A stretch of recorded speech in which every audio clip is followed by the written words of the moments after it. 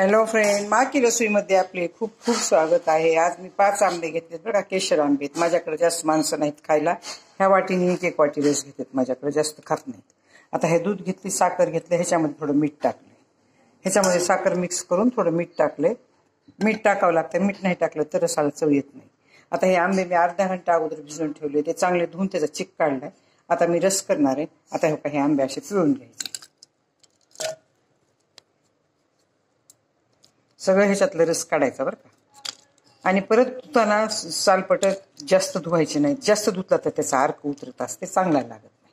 आता हे काय असे सगळे पिळून घेते आणि परत ते कोया आणि ह्याचे सालपट धुताना तुम्हाला दाखवते। आता हे बघा, दुधामध्ये सगळ्या कोया घातल्या होत्या ना, ते चांगल्या मी हाताने चोळून घेतल्या।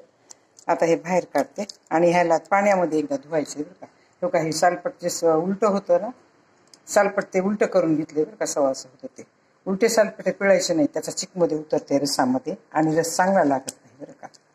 मीठ अवश्य टाका बरं का।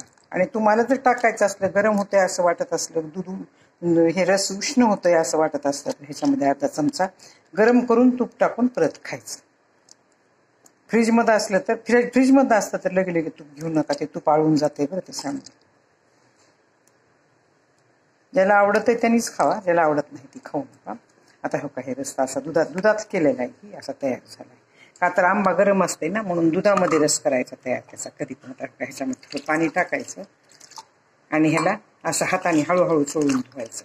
फक्त ह्याच्या रसाला काढायचं आपल्याला, जास्त चोळायचं नाही। जास्त चोळलं तर ते बराबर लागत नाही, रस टेस्टी लागत नाही, त्याच्यामध्ये चिकाचा अर्क उतरते आणि रस चरचर लागते बरं। असं धुवायचं हाताने हळूहळू, फक्त त्याचा रस काढायचा आहे आपल्याला। असं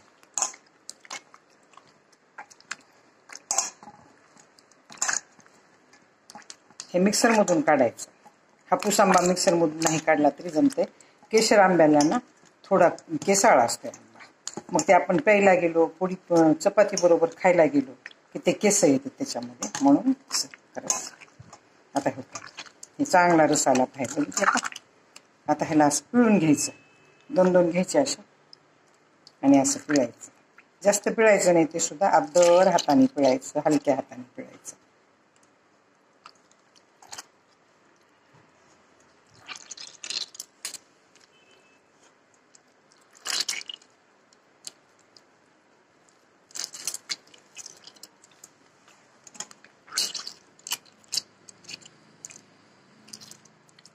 आता ह्याच्यामध्येच आणखीन थोडं पाणी घेऊन आपल्याला कोया पिळायचं बरं का। कोयामध्ये पण थोडं पाणी टाकायचं, जास्त पाणी घालू नका, पातळ होत असते केशर आंब्याचा रस। ह्या कोई तुम्हाला वाळू घालायची असतील सुपारी करायला, ह्याचं चूर्ण करायला, ह्याचं चूर्ण करून बारीक मेहंदीमध्ये घालून डोक्याला पण लावलं तर केस काळे होते।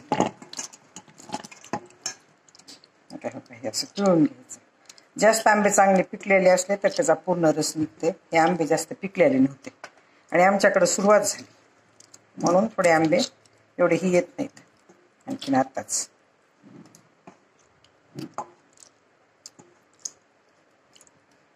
आता हे पिळून काढायचे।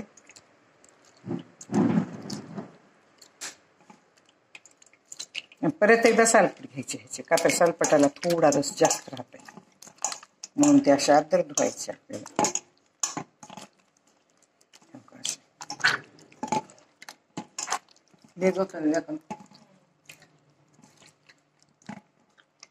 आणि परत हे पिळून आदर पिळायचे आणि बाजूला ठेवून टाकायचे। आता हे रस मिक्सरमधून काढायचं आणि ह्या चाळणीने चाळायचं। मिक्सरमधून काढते आणि चाळणीने चाळून परत रस तयार करून टाकते। पण रसामध्ये दूध टाका बरं का। दूध टाकल्यावर रसामध्ये तूप सुद्धा घ्यायची गरज नाही, गार असते। खडी साखर टाका, मी साखर टाकली, नाहीतर मग आता आपल्याकडं ह्याचे हे असतेच ना, गुढीचे हार, ते टाका, काही पण टाकलं तर चालतंय बरं का। रस तयार झाला। आता ह्या मिक्सरमधून काढते। हँड मिक्सी फिरवायची नाही, हँड मिक्सी फिरवलं तर रस पातळ राहते, मिक्सरमधून काढला तर रस जाड होते। आता ह्याच्यामध्ये टाकून मी चाळून घेते मिक्सरमधून काढून। हे रस असे ह्याप्रमाणे रस तयार झाले। दूध टाकलंय म्हणून हे पांढरं झालंय, जास्त केशरी कलर आला नाही। दूध नाही टाकलं तर ते चांगला कलर येते, पण पाण्याचा रस चांगला लागत नाही. ह्याच्यापेक्षा जाड पण करू नका, ह्याच्यापेक्षा पातळ पण करू नका. जाड खाल्ला तर पोटाला लवकर रस पचत नाही. आंब्याचा रस आहे, उन्हाळा आहे म्हणून. आता बघा, हे असा रस तयार केलेला आहे. कोणत्याही भाजीबरोबर, पोळी, भाजी, वरण, भात ह्याच्याबरोबर तुम्ही रस तोंडी लावू शकता बरं का. माझा जरी आमरस तुम्हाला आवडला असेल, आमरस करण्याची पद्धत तुम्हाला आवडली असेल तर सबस्क्राईब करा, लाईक करा, बेल आयकॉन क्लिक करून कमेंटमध्ये मला सांगा की तुम्हाला माझी ही पद्धत कशी वाटली. धन्यवाद.